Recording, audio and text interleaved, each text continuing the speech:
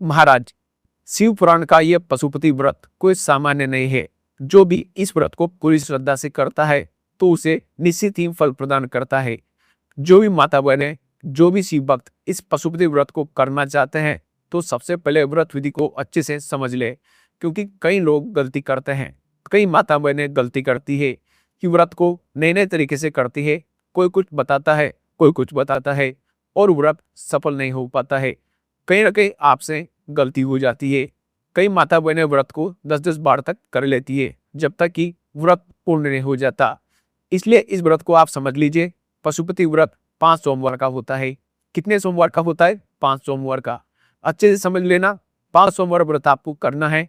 अच्छे से समझ लोगे तो फिर आपको कोई ये नहीं होगा कि मैंने व्रत करा और मेरा काम नहीं हुआ। उसमें आपको अपनी गलती पहचाननी है कि गलती कहाँ पर हुई है। पशुपति व्रत 5 सोमवार का होता है। बीच में किसी सोमवार पर यदि एकादशी पड़ जाए या कोई तीज पड़ गई है, चतुर्थी का व्रत पड़ गया है, कोई त्योहार पड़ गया है, कोई नवरात्रि का व्रत कर रहे हैं या फिर कोई त्योहार का व्रत कर रहे हैं, कोई तिथि का व्रत कर रहे हैं और उस दिन सोमवार पड़ गया है, तो अब आपने विचार किया कि आज तो मेरा पशुपति का व्रत भी है और साथ में तीज का भी व्रत है, तो कौन सा व्रत करूं?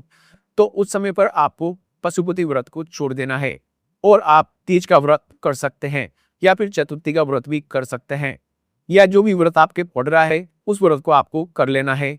5 व्रत पशुपति के होते हैं।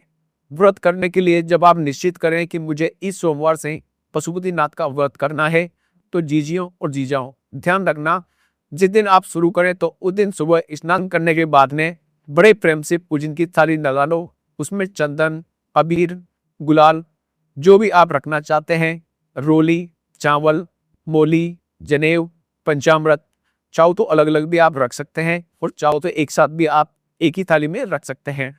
भगवान शंकर की पूजन करो सुबह के समय पर और शिव जी की पूजन करें, आराधना करें, भगवान शंकर से प्रार्थना करें, हे शिव जी, हे ओवरदानी, हे त्रिकालदर्शी, हे कैलाशी, हे अविनाशी, आज से मैंने पशुपति का व्रत प्रारंभ किया है। बाबा, मेरा ये व्रत इस कार्य के लिए मैं कर रही हूँ, आप इसे स्वीकार करना। बाबा से निवेदन करना। पूजन का सामान शाम को अलग से आपको नहीं रखना है, थाली में उतना ही आपको रख करके लेकर के जाना है जितना सुबह भी काम आ जाए और शाम को भी काम आ जाए। बाबा से निवेदन कर कर पूजा की थाली वापस ले आओ। शाम के समय पर घर में मीठा बनाओ, 6 दीपक रखो, थाली के अंदर घी के और दीपक रख करके मीठा ले जा करके मंदिर में पूजन करो। शाम को स्नान करने की जरूरत नहीं है, पंचामृत स्नान की भी जरूरत नहीं है। शाम को तो केवल छिड़काव दे दें, पंचामृत का छिटा दे दें, बाबा की पूजन करो। पूजन करने के पश्चात आपको प्रसाद के 3 हिस्से कर लेना है। 3 हिस्से करने के बाद में फिर आपको दीपक लगाना है। बाबा वो कितने दिए आपको लगाना है? जम के बोलो। 5 दिए आपको लगाना है।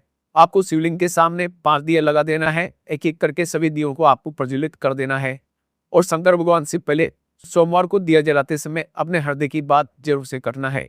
5 दिए जब पूरा हो जाए तो छठा दिया आपको जलाना नहीं है, उसको आपको थाली में वापस रख लेना है।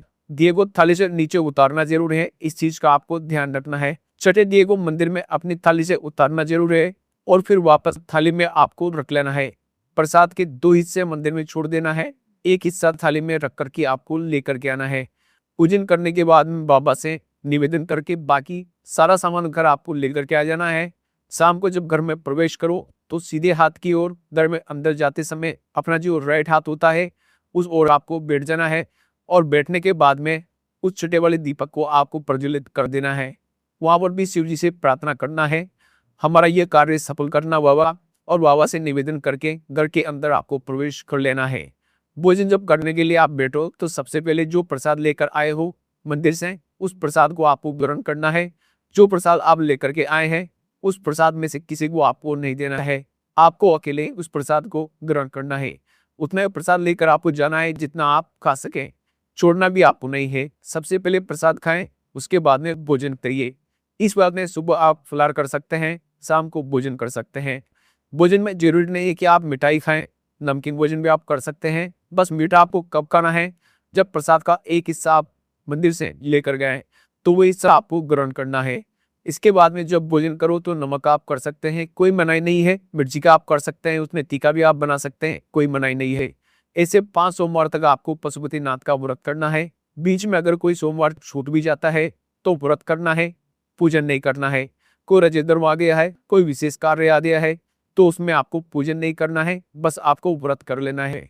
और जब पांचों व्रत रहे तो उस पांचों व्रत में जब सुबह पूजन करें या फिर शाम को जब आप पूजन करें तो शाम को भगवान पर 108 चावल के दाने, मूंग के दाने, बेलपत्र या फिर 108 फूल की पत्तियां जो भी आपको मिल जाए वो 108 आपको बाबा को अर्पित कर देना है। और बाबा को अर्पित करने के बाद में एक काम और से करना है, एक श्रीफल लेकर के उसके ऊपर 11 रुपये आपको रख करके और शिव जी को अर्पित कर देना है। शिव जी से निवेदन करके घर पर आ जाना है, दिया लगाना है, बाबा से निवेदन करके प्रसाद ग्रहण कर लेना है। अगर नियम कर लिया तो मेरा विश्वास करता है 5 सोमवार के अंदर ही आपका काम हो जाएगा। आपको अगला व्रत करने की जरूरत भी नहीं पड़ेगी। बस व्रत आपको पूरी श्रद्धा और उत्साह के साथ में करना है। इस तरीके से आपको व्रत को करना है। जो भी माता बहने भाई इस व्रत को करना चाहते हैं तो इस वीडियो को उन सभी तक जरूर से पहुंचा दें, जिससे आपका पुण्य का कार्य भी हो जाएगा। और जो शिव भक्त सेवा करता है तो महादेव उसको बिना दिए रह नहीं पाते हैं, उसका फल उसको जरूर से प्रदान करते हैं। तो दर्शकों, आपको ये जानकारी अच्छी लगी होगी। श्री शिवाय नमस्तुभ्यम, हर हर महादेव।